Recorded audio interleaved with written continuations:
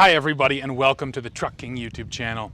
Well, with the current state of the world, people are itching to get outside and explore, and PWCs have been flying off the shelves. That means there are a bunch of new people getting into this sport, and if you're looking for what model you should kind of jump in with, well, this is a good one. Meet the 2021 Yamaha Waverunner VX Cruiser HO. In this video, we're going to do a full review. We'll head out there and do a top speed run. I will show you all the features, and then we'll talk about price and decide whether or not this is a good value.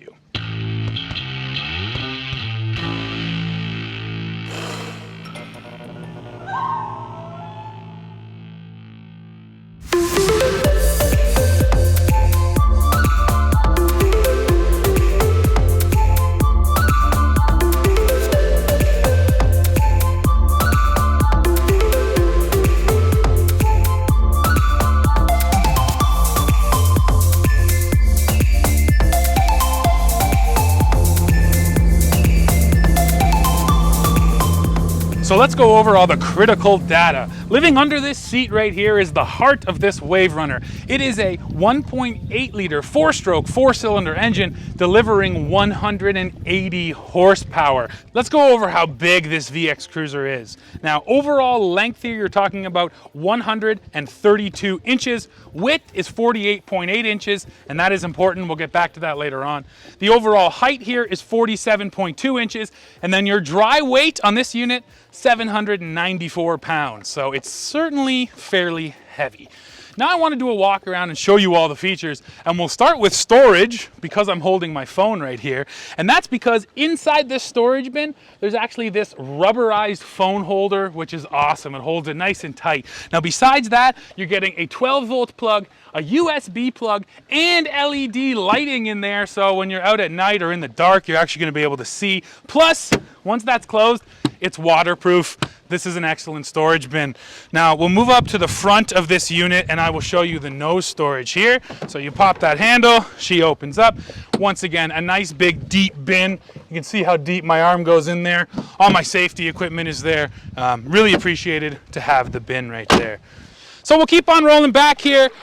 Take a look at the seat. This is for 3 riders. I love how bolstered it is. Great back support for the main rider, middle, rear. Great seat, nice handles right there. No strap across the middle, that is something to note. I think that's a Sea-Doo thing. Waverunner, they don't do that. There's also some storage behind the rear seat here, and this one is even cooler because it's this little bin which can be totally removed. So if you go camping or something or out for a picnic, well, pack your stuff in there and then take the bin with you. And then, what else do we got in here?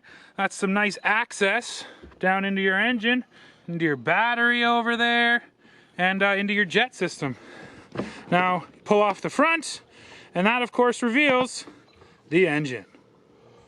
So we're still up here in the cockpit. One of the biggest deals about this model for 2021, an available Bluetooth audio system, and this thing absolutely pumps. You hook up your phone, which can be charging inside of this storage, and you can blast your tunes. The speakers really face right in at the riders, so even on the move you can hear them.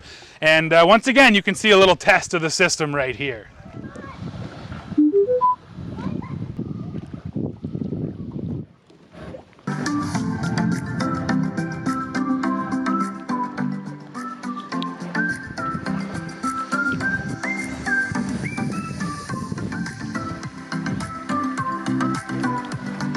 Now another thing I want to point out, you can see first of all there's a cleat here, that's for tying your Waverunner down, nice. Second of all, you're going to see a little jet down there by the water.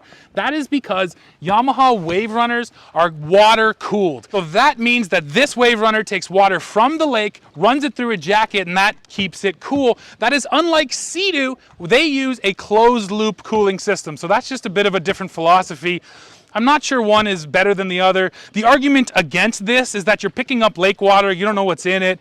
Could be ocean water too, it's all salty. So Sea-Doo went closed loop. You know what, on the flip side, when you have a water-cooled system, well, you always have water available, you don't have coolant leaks to worry about, so there are pros and cons either way. Now we can keep on rolling back. I'll get to the footwells a little more once I'm riding, but I want to show you this back deck because it's awesome. First of all, it's very big, got this excellent material on it, and there is a boarding step here. It drops nice and low. It's also padded, so once you get your knees on it, it really helps. And as you guys know, I'm a big guy. Getting up onto PWCs is not the easiest thing for me. It's a great test of stability, and you can see me using the step right here.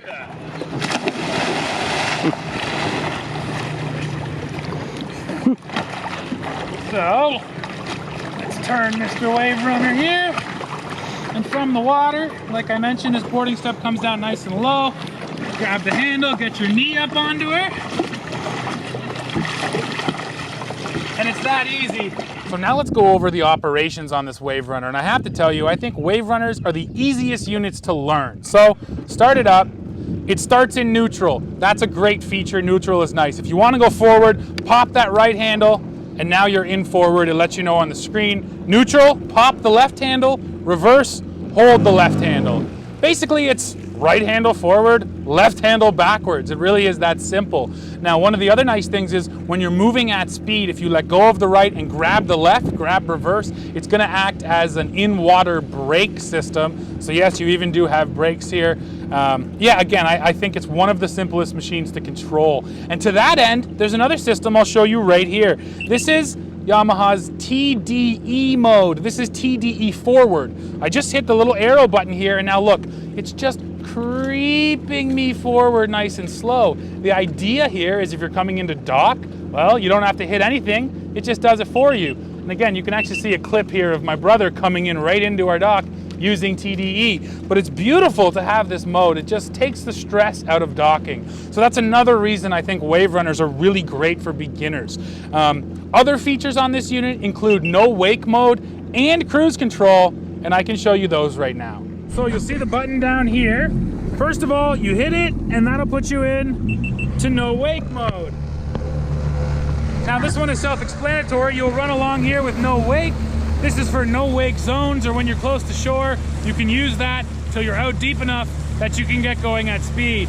Now, the cruise control, you get to speed, and once you put it into cruise, you're able to squeeze this throttle all the way to the handlebar and just hold it down, but it'll keep you at a set speed. It's a more comfortable driving or riding position for your hand, and I'll show you now. I don't know how the audio will work while I'm moving, so I just explained it. Now you can see it work.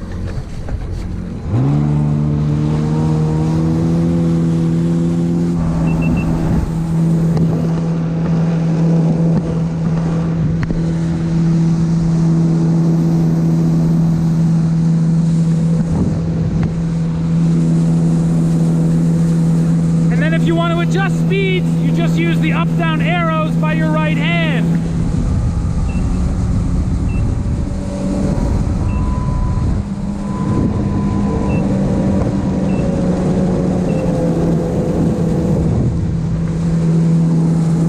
And then when you're done, just let go, and she slows right down.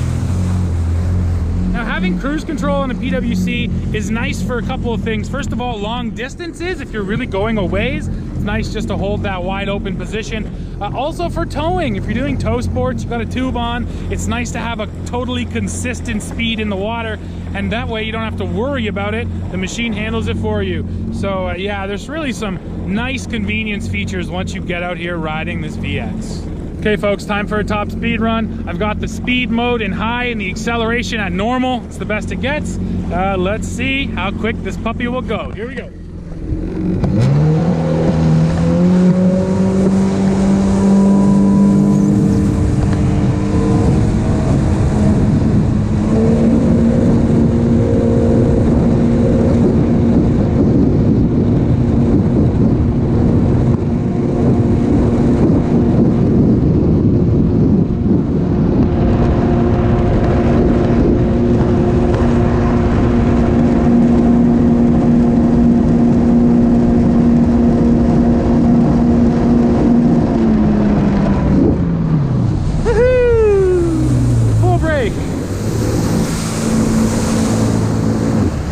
brake works good out here.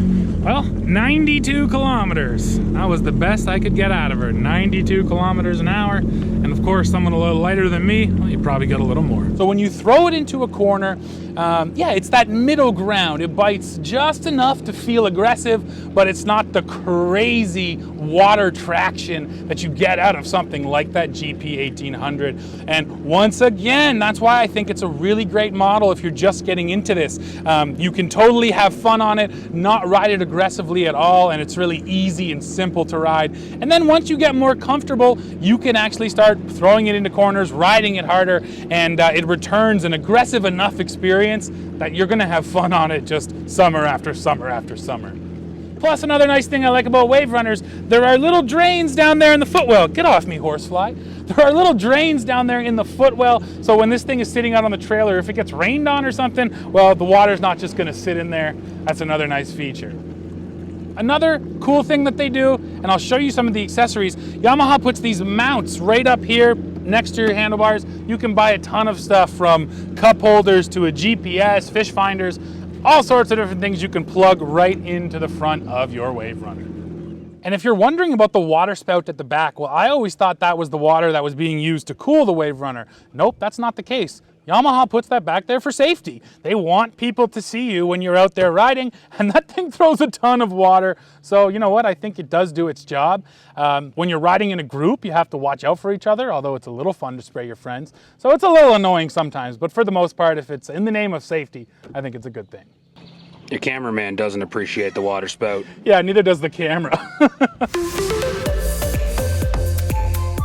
Well, folks, we're coming to the end of this one. We have to talk about pricing. In the US, the VX Cruiser HO will sell for a little over $12,000, while to get the audio package, you're going to tack on $800.